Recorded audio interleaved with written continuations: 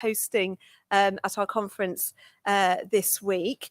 Thank you so much for coming along this afternoon. I know there's lots of choices that you could have made, but I think you'll be really pleased to have made the choice you've made. I'm Rachel Eden. I'm one of the executive members of SERA, and I'm chairing today, and I'm really delighted to be introducing a really interesting panel of speakers. We have, of course, Dame Angela Eagle MP, well known, I'm sure, to all of us. Not only is she on the Treasury Select Committee, Shadow Minister on the NEC, she's also, someone who I think will have loads of really interesting things to say in response to our panel today. We're also welcoming Phoebe Clay, who is the co-director of Unchecked, which is a group, a network that works with a huge array of members. Unfortunately, I don't have to remember who they all are because they're all up on there, but they look at making sure that they make the case for common sense regulation, and I think that's something which perhaps was less on display at the Conservative Party conference than hopefully is on display this week. But maybe on a more consensual note, also welcoming Luke Tryl from More in Common, who've been doing some really interesting research on public attitudes to regulation and how do you build consensus around that. And by no means least, I'm also welcoming Melissa Green, who is the Chief Executive of the wonderful organisation that is the Women's Institute. I've been a guest of the Berkshire WI a couple of times and have done some very interesting things with them.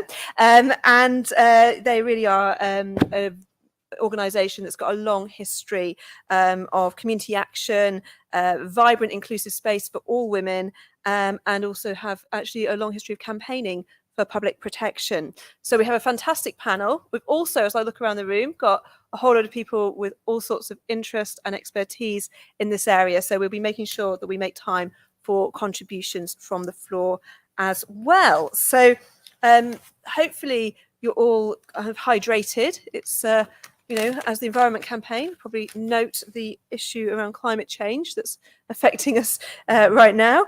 But without further ado, I would like to invite Phoebe Clay to set out the case for common sense regulation. So welcome, Phoebe. Thank you so much, and really delighted to be partnering with SERA today.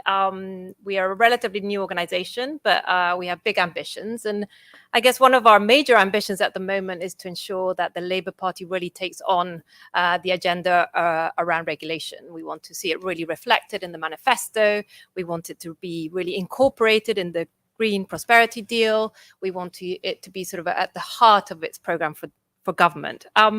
And I'm going to make the case for why this should be on 4 levels. First of all, I'm not going to spend a lot of time on this, but all our surveying, all our polling suggests that regulation is in fact a really popular proposition. Luke is going to do a much better job than me at sort of explaining the nuance of that, but certainly all our polling, and we've polled a lot in the red wall, we've polled across different demographics, in the blue wall as well, we find that approximately 70% of the UK public think that the current level of regulation is either about right or actually could be strengthened. So that's sort of our baseline proposition.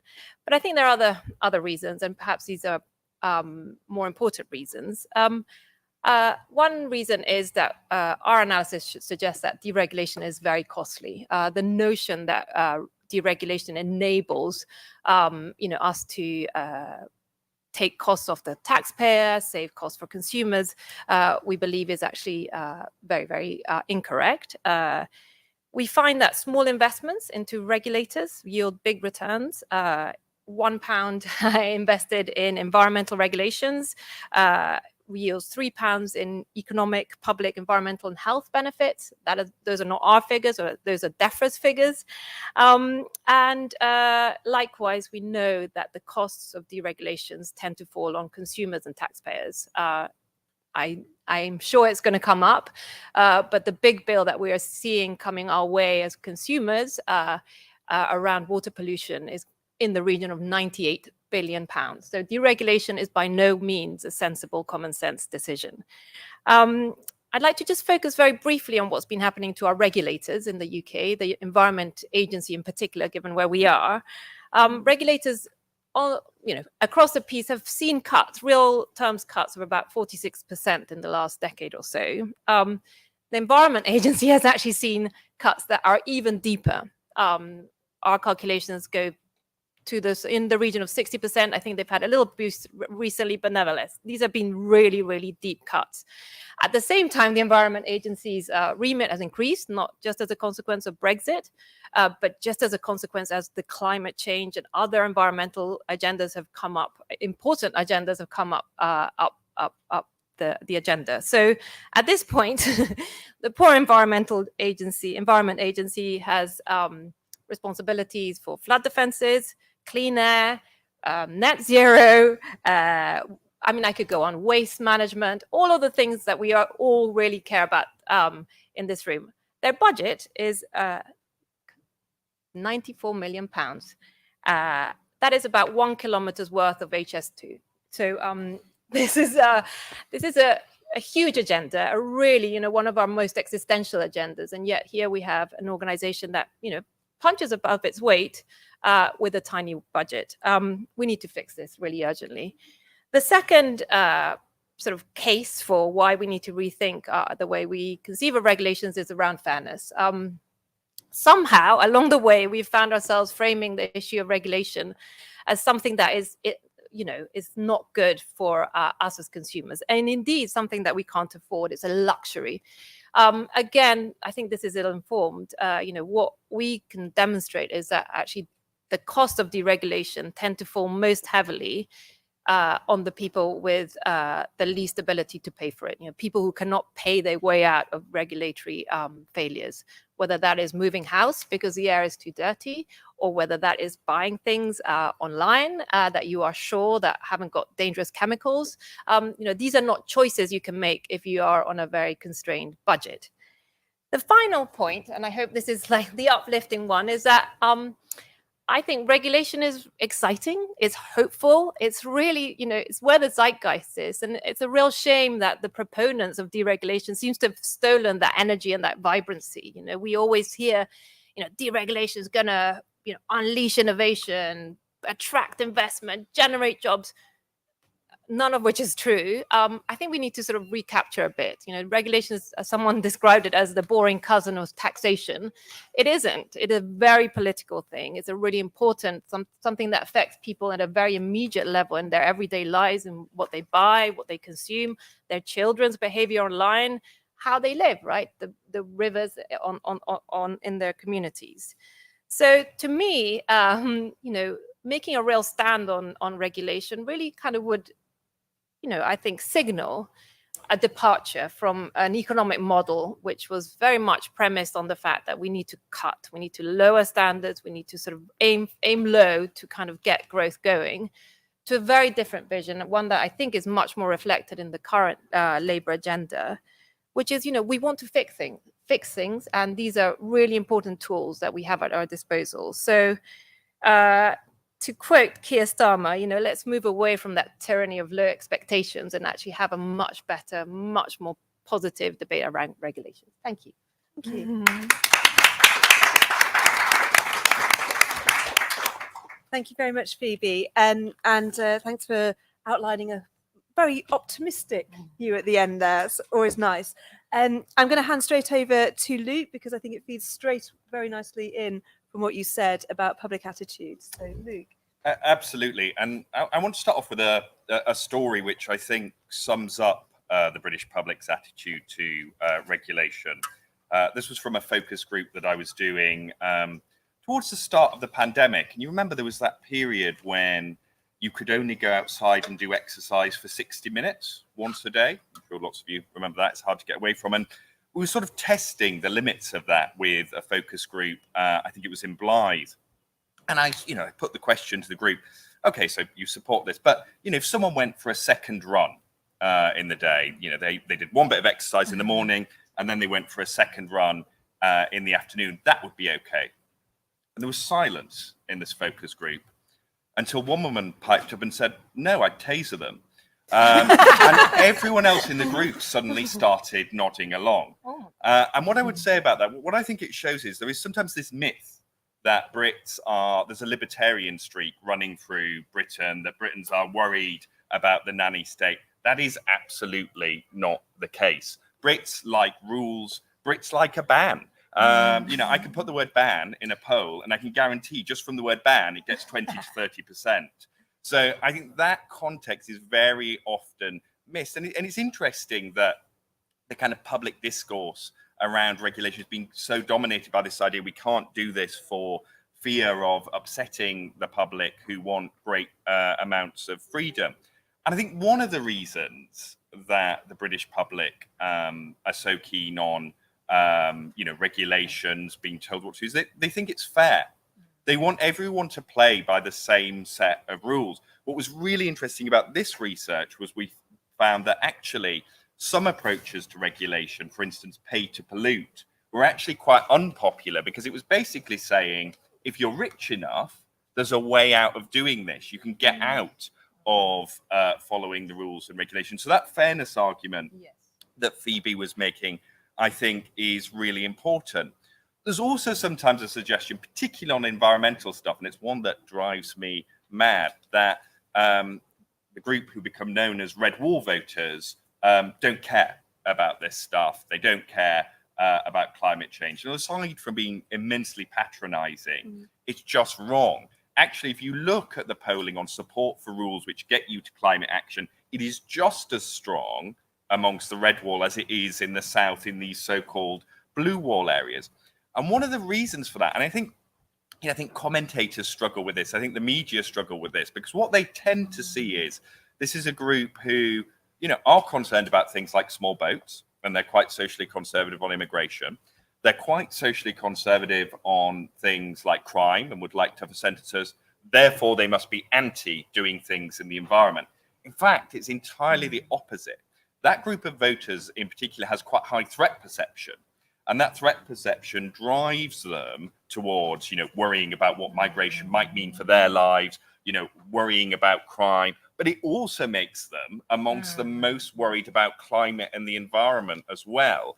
And it's interesting, you do focus groups with this, particularly with sort of red wall voters, we call them loyal nationals in our segmentation at More in Common. And they are the most affected, particularly by climate impacts. So they see things like, the fires this summer in Sicily and say, I really don't want that to come here. What can we do to stop it? Particularly for my kids and my grandkids as well. So I wanted to dispel that myth. Well, what are some of the challenges? I think one of the challenges, and it's not just on regulation, is, and this won't surprise any of you, is how pervasive the sense of broken Britain is. And the challenge there is that people then find it quite hard to imagine how we're going to bring in good regulations to sort it out. So it's not they don't want the regulation, they've just got so used to Britain basically not working that then they think that any attempt to fix it won't work as well. So there has to be a bit of a hopeful message here as well. I think the second thing to think about on this, given you've got that kind of pro-regulatory mood, is how do you show that in doing that, how do you link it to what Phoebe was saying, that this is about protecting the most vulnerable? It was really interesting in our focus groups when we showed them the news stories about W.H. Smith not paying the minimum wage to some of its staff. That was one of the things they were really shocked about it and reacted really strongly. So you've got to make that kind of egalitarian social justice case for regulations. And then the final thing I think you really have to focus on is people worry sometimes about unintended consequences. So again, we talked in our groups about the right to disconnect. But what was interesting, we found more blue-collar workers saying, oh, isn't this just something for white-collar workers? And does that mean my boss won't be able to ring me up to offer me extra shifts? So really thinking in the design process of regulation about those things which we might not think, we just might think right to disconnect is great, it's going to benefit lots of people. How do you build that in for people? But I think the overall picture is one where people want fair rules and regulations. They certainly want rules and regulations that protect the country, that are fair across the board, that don't let certain people have opt-out. And actually as well, I think the final thing that I'll leave you with, I mean, it could go on for much longer, is just remembering as well that Brits also have in their nature, and I think it's quite a healthy thing, but there is a certain element, a sort of competitive element to following the rules. Sometimes some people might call it sort of curtain twitchy, but the number of times we'll also hear things like, well, do you know what? I saw all my recycling, but I look out at that neighbour across the road and they never do it. And they never say, what can we do to get them? So how you can make people take kind of pride and ownership in following rules and regulations, I think is really important as well. And I'll stop there. But,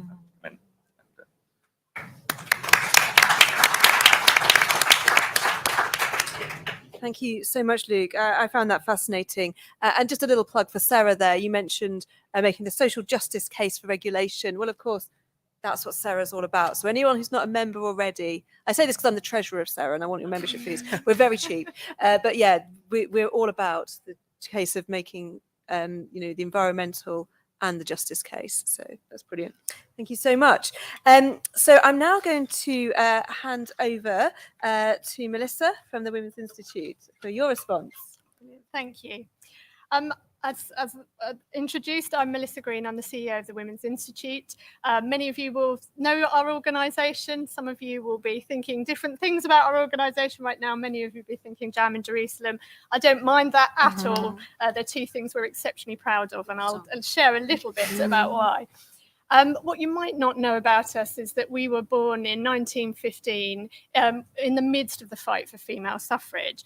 So our members have always had a political beating heart. And that's, of course, where Jerusalem comes from. We adopted the suffrage anthem.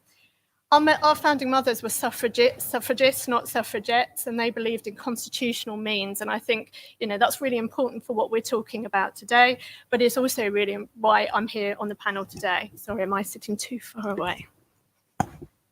We usually don't struggle to get our voice heard.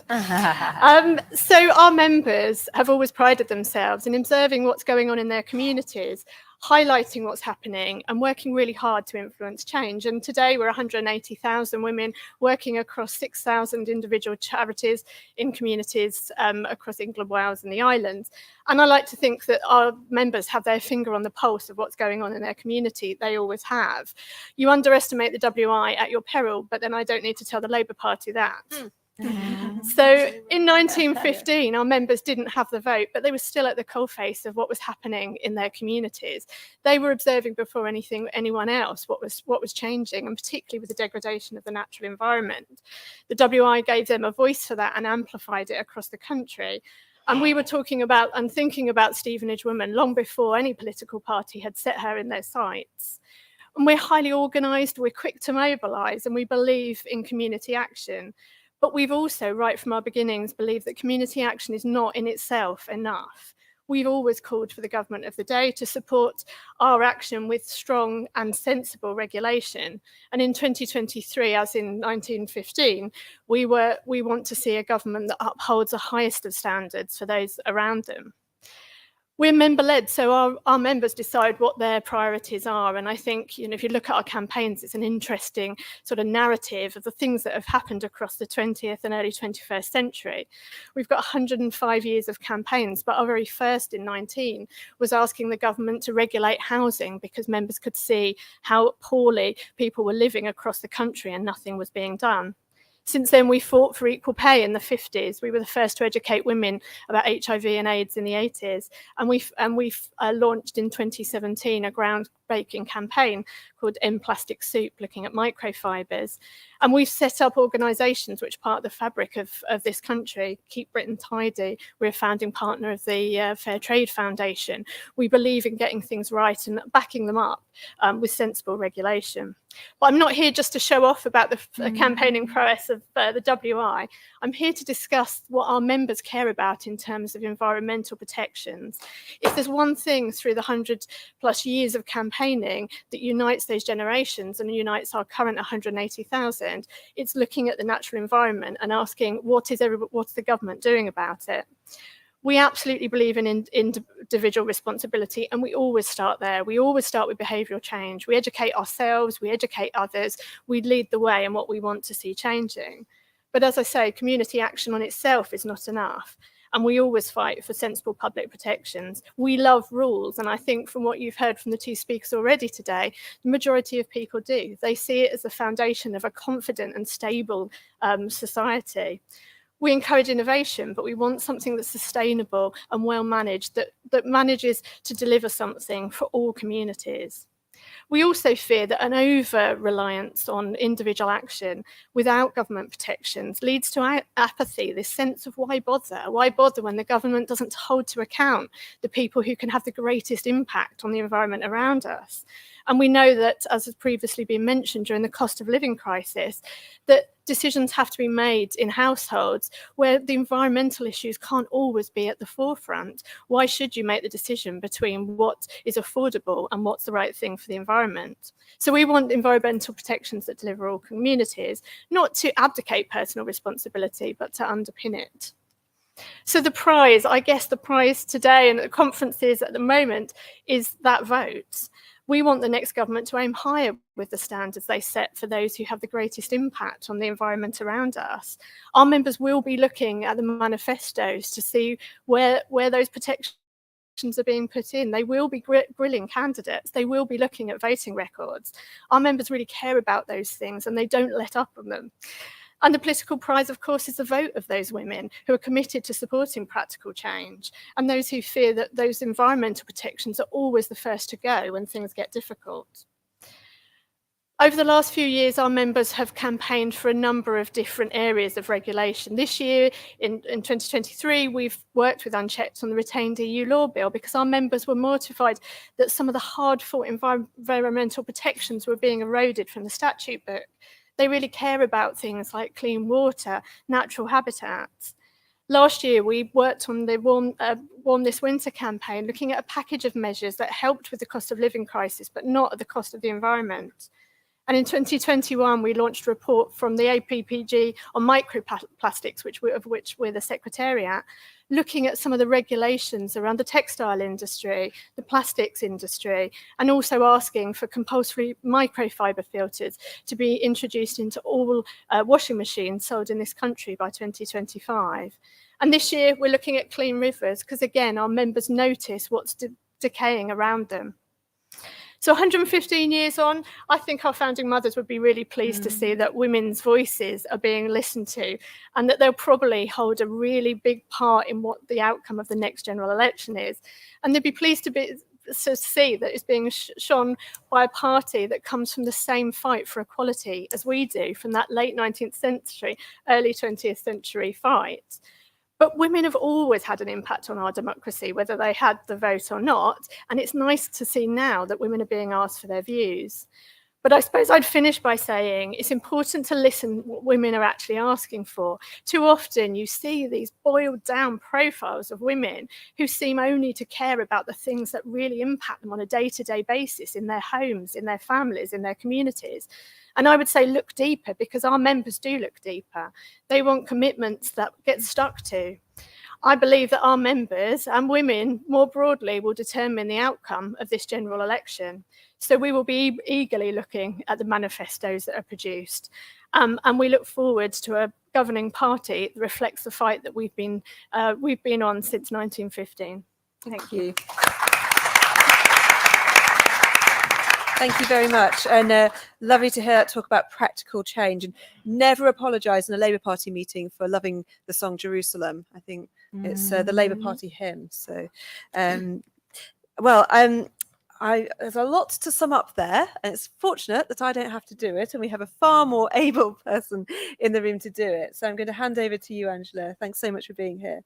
Thank you, and I'd like to start by making a few observations that have occurred to me as I've listened to the contributions of colleagues at the beginning of this meeting, and then offer a couple of observations of my own. I think that regulation is one of those things that hides in the background quite often as part of political discourse.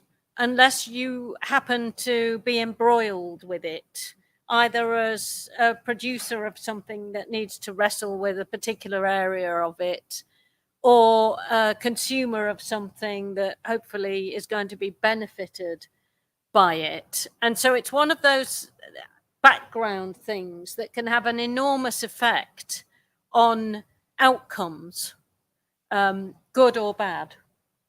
And so I don't think there's anyone in this room that would basically want bad regulation or no regulation.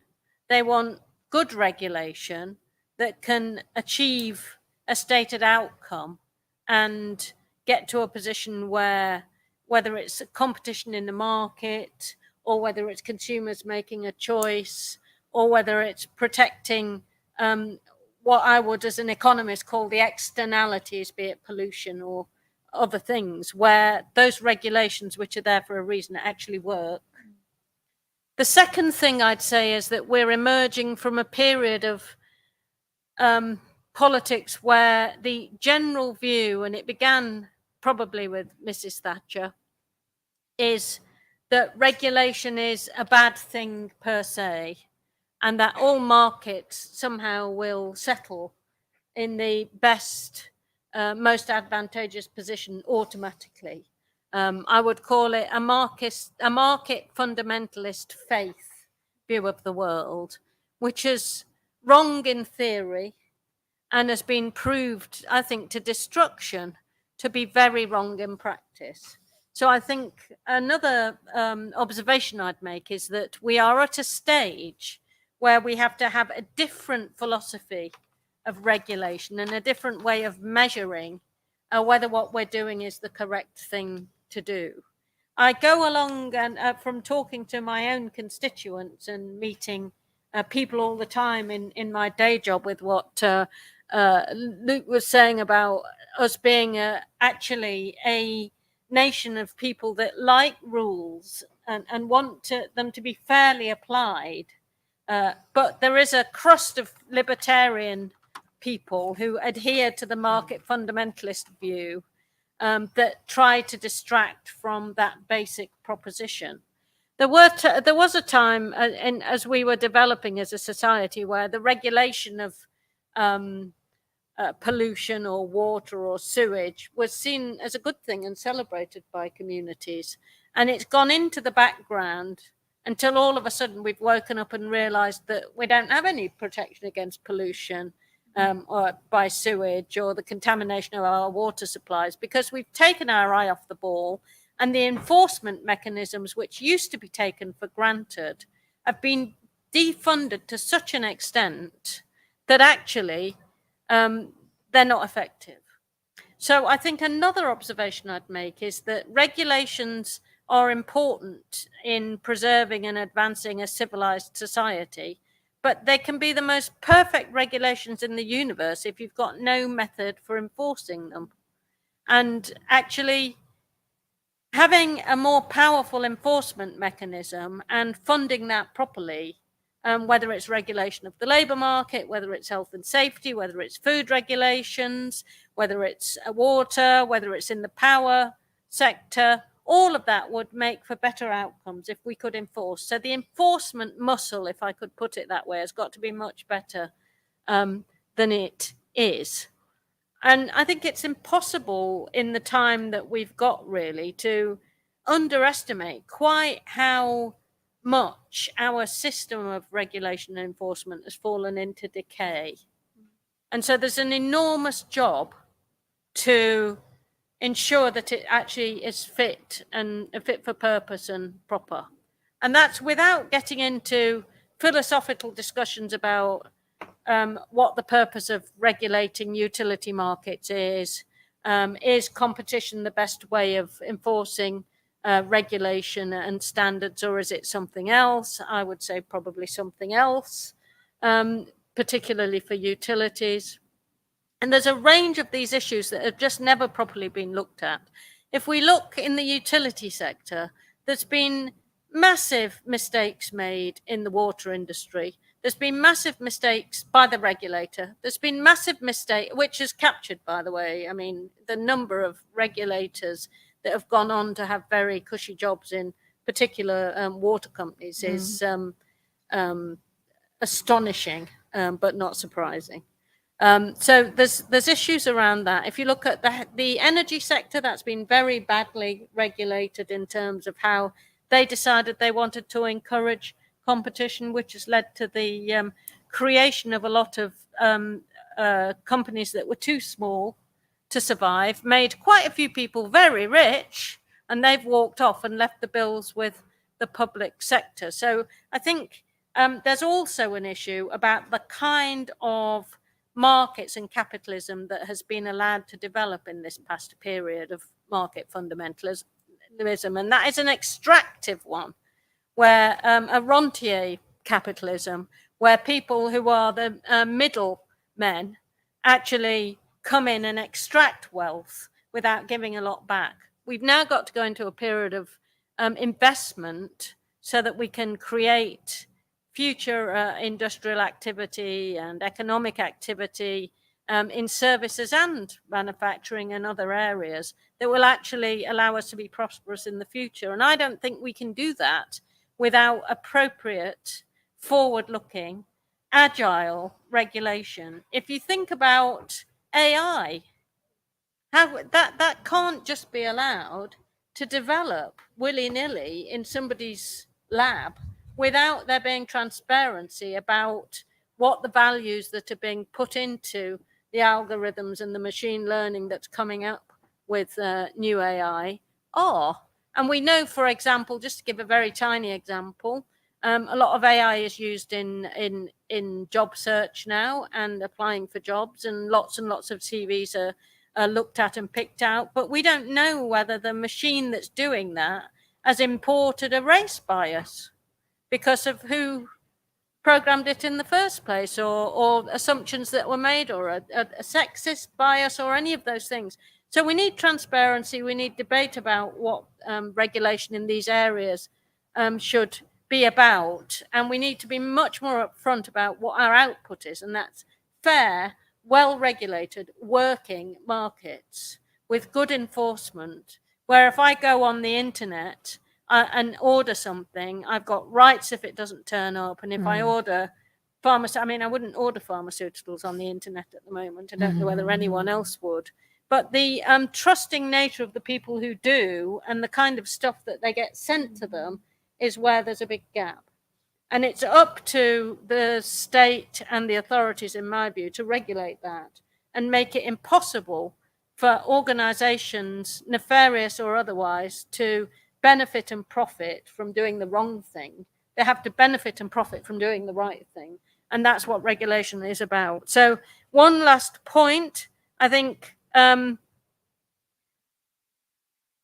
over time, government activity and the amount of it has been seen as a proxy for action, which is why we have 90 different regulatory bodies, according to the NAO in our country. Goodness knows how much crossover there is amongst that, but it seems an awful lot of regulatory bodies.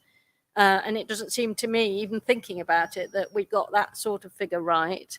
And we also need to look at sort of constant fiddling with government structures. I mean, if we look at the BEIS, or whatever it's called now, I think there've been 6 secretaries of state in the area where most of this will be done since 2019. We've had 5 different reorganizations of the industrial departments in the last 15 years, and we still haven't got an industrial strategy worth the name. So I think there's an awful lot of stuff that we could do if we focused activity, if we focused on purpose, outcome, and if we focused on how we enforce.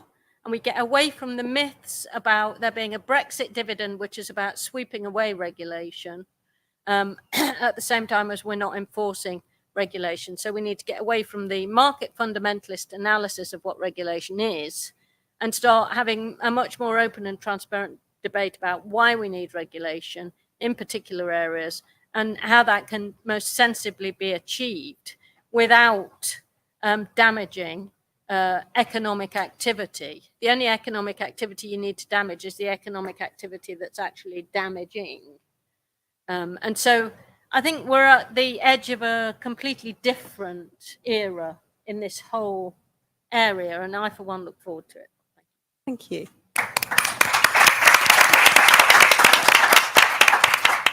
Thank you so much, Angela. I was feeling a bit pessimistic, but you left me feeling optimistic at the end there. But I think that phrase you use about whether deregulation, I think the tested to destruction, I think is a very telling phrase. I think we're close to being tested to destruction in all sorts of areas at the moment in this country.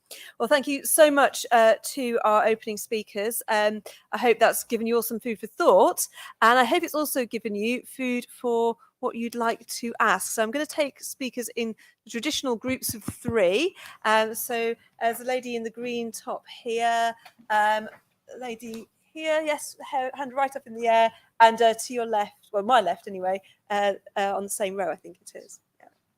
And I'll Thank you very much. Hi, I'm Maya. I'm from Good Jobs First. We track corporate regulatory infringements. So we have a database we bring together with a first wide-ranging database that brings together enforcement actions from government agencies. So we've got about over 70 government agencies. It's a freely available database.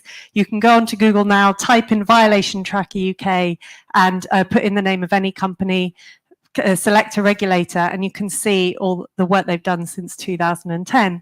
Really, I wanted to, fantastic speeches are really interesting. I wanted to pick up on your points about how do we make regulations, how do we take it away from rules and red tape and towards protections for ordinary people? And part of what we're trying to do with Violation Tracker UK is by encouraging people to look up the companies and that they're involved with on a day-to-day basis and recognize the bad actors, recognize what regulators are picking up on at the moment, and have a look at some of the cases, from health and safety breaches, from environmental offences. The details of those are all on that database. And what we can do is by changing that narrative, we can, by using instances of existing regulatory breaches and using the kind of breadth of our coverage, we can also look at where we need to be pushing regulators, where we need to be pushing legislation, where we need to be pushing regulators to be regulating on existing legislation, but also, as I say, changing that narrative. So please do look up Violation Tracker UK. It's completely free, and also do come and talk to me. I love to talk about regulations. So thank you very much. Well, you're in the right room. Yes. Thanks very much. Hi there, I'm Kate Gilmarson from British Hydropower Association, and I also have 2 voluntary hats. One is Director of Community Energy England, and the other is Community Benefit Society Director for Rosendale Valley Energy. So in all my voluntary and day jobs, it's all about renewable energy and community-owned assets of renewable energy. So I deal with quite a lot of different regulators, so Environment Agency, planners, and also commenting on Ofgem. I've been at various things today. Often planning reform is kind of suggested as a route forward. And I'd say one of the biggest problems is we just don't have enough planners, because when we've scaled back money to our local authorities, jobs have gone. So in Eden District in Cumbria, at one point they had no planners. This is slowing down the process massively. The same with the Environment Agency. When the feed-in tariffs went, they went, oh, we don't need to have any people looking at hydropower anymore. So when hydropower did continue, because you can't stop communities wanting to put hydropower on a weir in their community, we were waiting a year for a response from the Environment Agency. And the trouble is, when they cut people's jobs, you lose the institutional knowledge, and that's really, really hard to get back. And then when you bring new people in, they don't have the same confidence in their ability, so their first decision is no. And we have to do a lot of re-education. On the third regulations that we have issues with in terms of grid connectivity, heard a lot about that today. We've got a problem with the grid. It's connectivity, it's access to the grid. It's not. that is a big problem, but it's also we're not optimizing our grid. There's loads of spare capacity on the grid, but Ofgem doesn't mandate the DNOs and the TOs to actually optimize their assets. They just add up everything and go, that's our maximum, we can't do anything about that. We need innovation, it's an analog system, we need to digitalize as fast as possible. Ofgem need to be setting targets for our DNOs to say, you've got to do 30 active network management projects this year. They're not. Innovation's happening far too slowly, and we've got great grid capacity there. So we just need to sweat our asset a bit better. So just hopefully that's useful, some examples of where regulation is really slowing us down in our net zero ambition. Thank you so much. And over to Hello, it's Katie Watts. I'm head of campaigns at Money Saving Expert, the consumer organisation founded by Martin Lewis. We've often found in our campaigning career that action and regulation happens after something's gone horribly wrong. And Angela, you used a really good example about the energy market. We had been calling for years for fit and proper person tests and financial tests, and that only happened after all the small firms folded. Another area that we look at is buy now, pay later, which was written up to be regulated, but seems to have dropped off the agenda. So I just wanted to ask the panel and also the party, what areas of emerging things do you think you are looking ahead on regulation for? Thank you. Well, three very thought-provoking contributions there. Who would like to go first? Do I have a volunteer responding to? Go on, Phoebe. You're allowed. Yes, You're allowed, great. yes. Thank you so much. I mean, three amazing questions. And if I'd had half an hour, I probably would have covered all of those in my presentation, but I didn't. But on the narrative, I mean, this is why Unchecked was set up, right? We have a real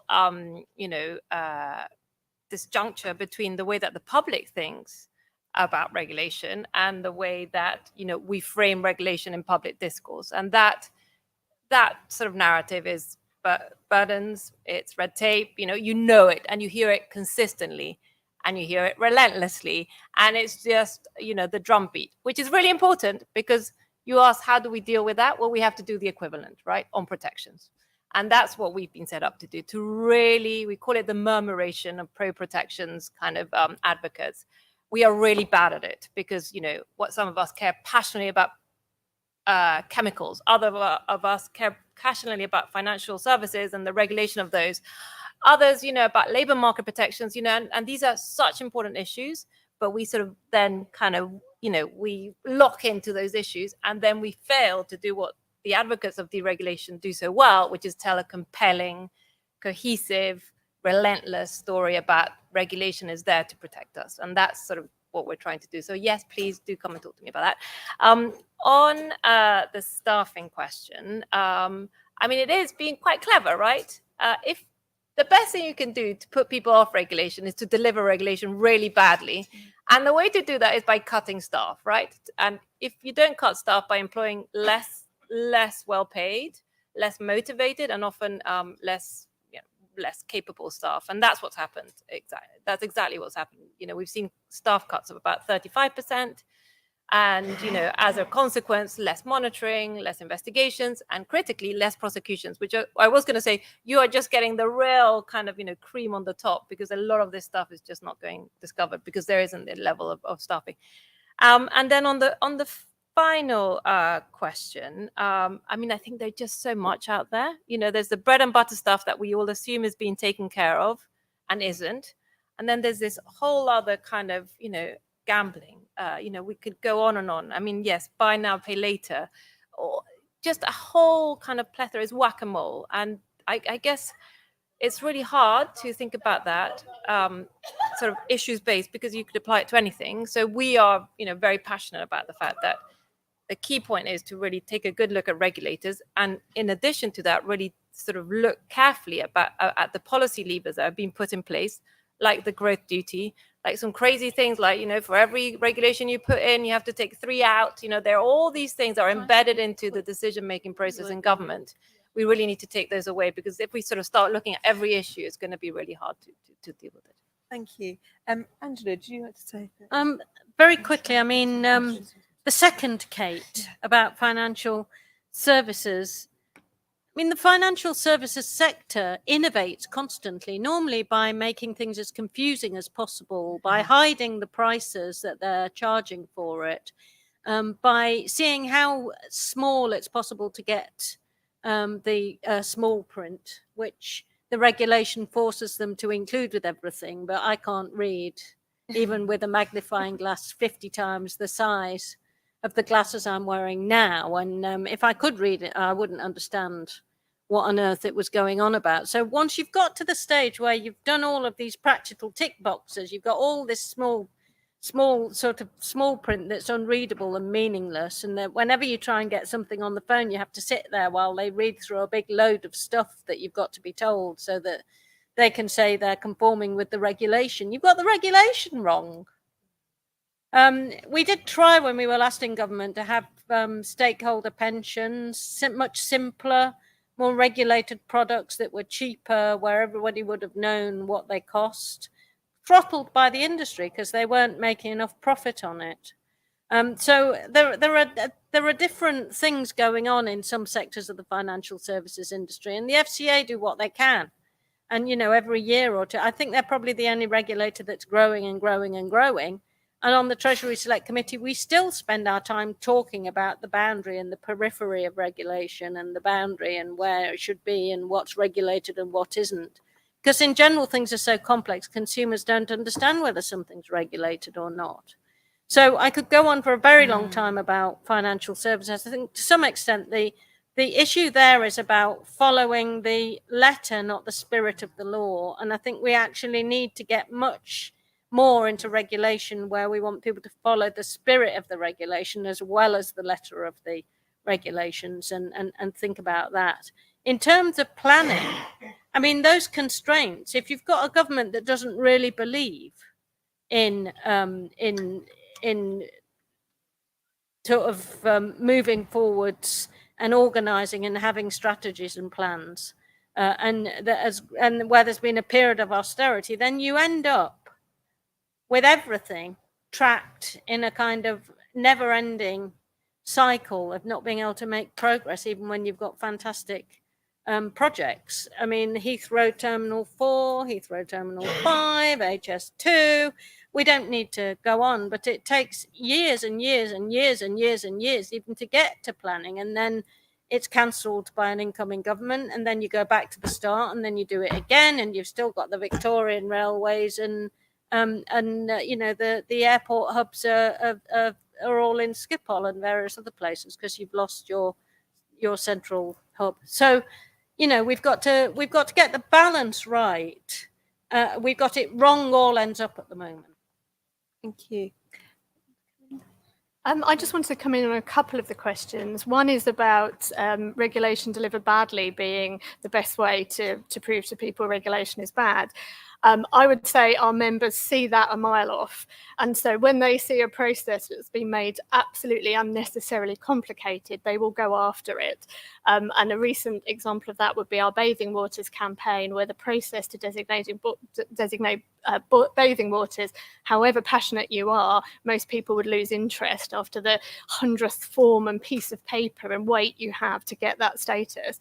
Our members have committed this year to sticking with that in their communities and really fighting that through however long it takes. And so I totally agree it's the enemy of regulation in many ways, but I think there are a lot of people out there that will not be dissuaded by that. And to the point about what are the emerging themes, I mean, I'm always nervous about speaking for 180,000 women because they'll all have different views, and none of them would wish me to speak for them, obviously. But we do see some emerging issues around regulation. We have a process every year, members put their resolutions forward, and there are three things that I think are really coming out clearly. One of them is that regulation after disaster, and it's the water industry. Members are worried about that, worried about the lack of progress around regulation, and that's come up in all sorts of resolutions for us over the last few years. The second one is housing. That's a really strong theme for us as an organisation. It links into the planning point, this idea that members are asking developers, where are those environmental protections? Where are the things that you're supposed to, the new technologies that you're supposed to be investing in and putting into our communities? And so I think that is a real emerging issue for us. And members, again, are certainly not letting either planners or developers off the hook with that one. And the third one picks up on Angela's point, which is digitisation and AI and where that's going. I mean, none of these things are new, but they're things that our members are noticing in their communities around them. That point about the vulnerability of the consumer, I think, is really important, because our members can see that it is often those in the communities that are struggling the most that are being taken advantage of by that deregulated or unregulated activity. So I think they're the emerging issues for us, and they're the things that amplified across 6,000 communities, we can really see us sort of bubbling to the surface. Thank you. I'm going to take Luke, and then I'm going to take 3 more brief questions or comments. Luke.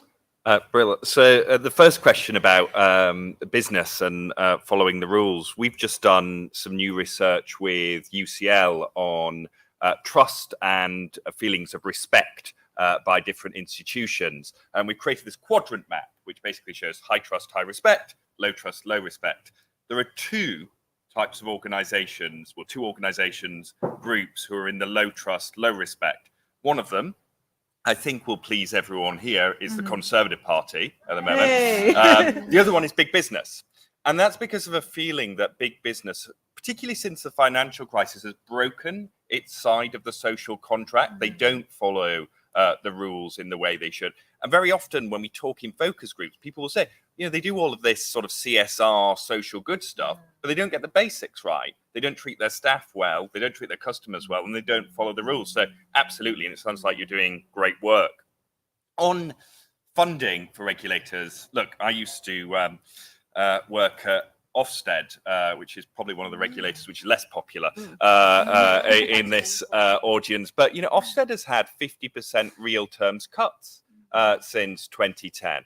And part of it might be, a sort of deliberate agenda of defunding, but I think more of it is just it's seen as the easy place to get money from.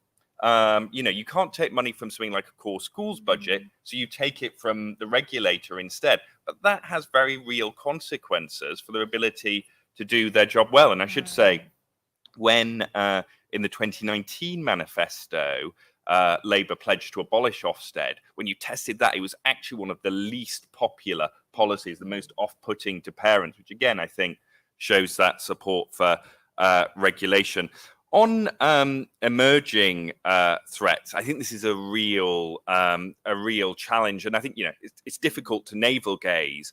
But I think what the public want is whatever the threat, whether it's AI, and I don't know how many of you have seen that terrible deep fake of Keir Starmer that's come out this morning. Clearly, we need to get ahead of that. But whatever it is, the public want us to be able to do it more quickly. And I give the example of XL bullies. I do not know who the pro-XL bully lobby is amongst the public. It is not there. There is huge support for banning them. And yet the government seem to be massively playing catch up. So I think, the difficulty, of course, of moving at pace is you might miss things and get things wrong, but put something in place and then go back and correct. Don't try and tick every box first before moving. Thank you. I'm going to take really quick questions because I know we got some amazing contributions in the room, but we also have another fringe starting soon. So I'm going to take them. How refreshing. How about taking 3 and then having 1 person? We haven't got. We've got 5 minutes, so I'm going to have summing up remarks from our speakers after these comments. Sorry. How refreshing, by the way, at Labour Party meetings to say, I think I'm going to take a man for a change. So I'm going to take the gentleman at the front here, a lady here, and the lady with the glasses on her head there. So, yes. Could we? Oh, Mike. Yeah. Mike. Ken, could we have the mic? Oh, sorry. Yeah. So it's great to hear so much conversation about pollution. But we're also, and we've talked about environmental regulation and funding the regulators, but how do we ensure that the government actually respect the regulations that are in place as well? We've seen the OEP say that the current government aren't following the letter of the law. So how do we make sure that the next government, whoever they are, do actually give regulation the time of day? Thank you. Hello, I'm Katie Thornborough, a councillor in Cambridge. I'm the Executive for Planning, Building Control and Infrastructure. So, SERA, we're still waiting for the future home standards. Is there a chance we might go back to the wonderful Code for Sustainable Homes, updated for the climate crisis? And we're also finding the problems with deregulation and building control. We're actually about to we've been pulling down 90 new homes in Cambridge because the foundations were wrong. So we need to sort out that.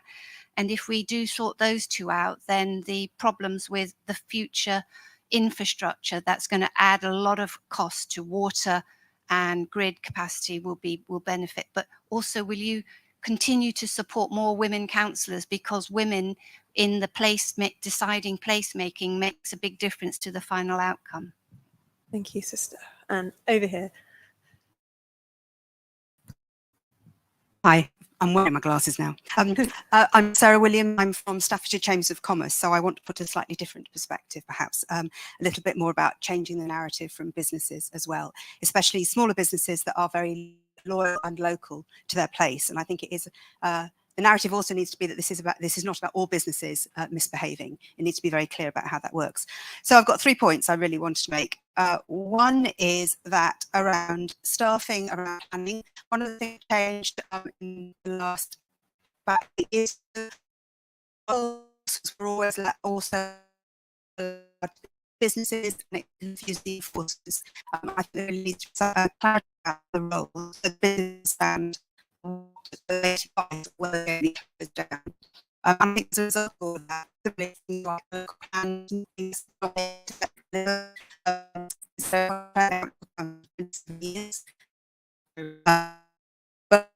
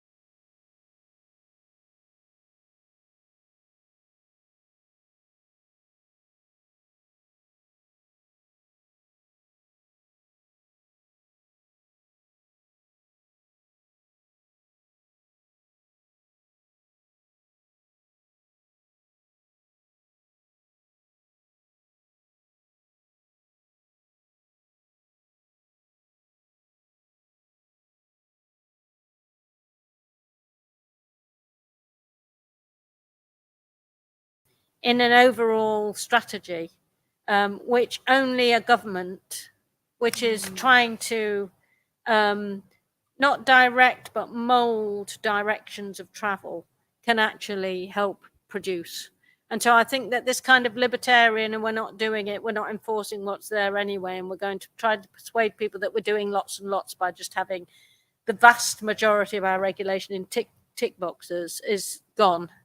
If we're going to make the transition in an appropriate way, virtually everything, this isn't only one cog in the machine, it's virtually every cog has to be transitioning, big and small, you know, not only the grid as was talked about earlier, but actually a range of other things and innovation at the same time. It's going to take a lot of work, and we're just going to have to be a lot smarter about it and more committed positively to it than we have been. Thank you, Angela. So I'm going to come to you next. I also want to pick on the point about business being anti-regulation, because actually we've found that they're not anti-regulation.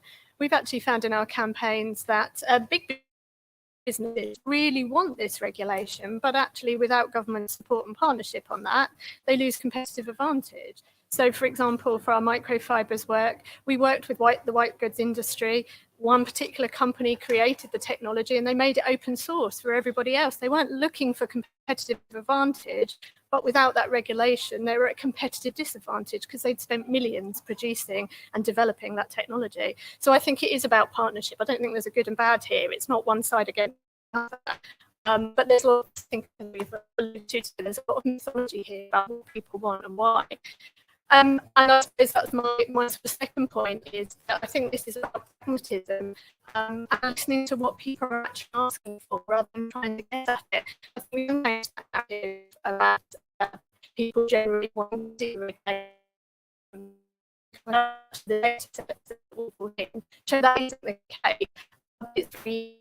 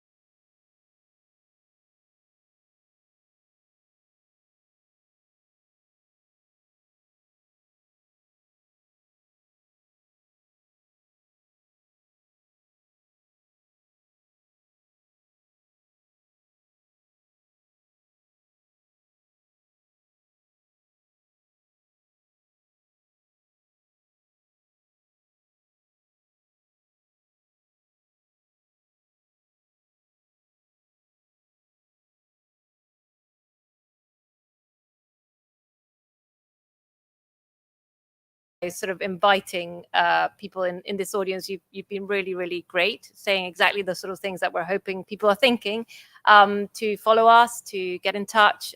You know, we want to be a sort of a really big tent of organizations, and as I say, saying the same stuff about regulations and protections, you know, really telling a narrative that feels positive, not just defeatist and sort of which breeds that cynicism, which I totally agree. We just need to avoid that, you know, categorically. So yes, do follow us, and yeah, would love to talk to you further.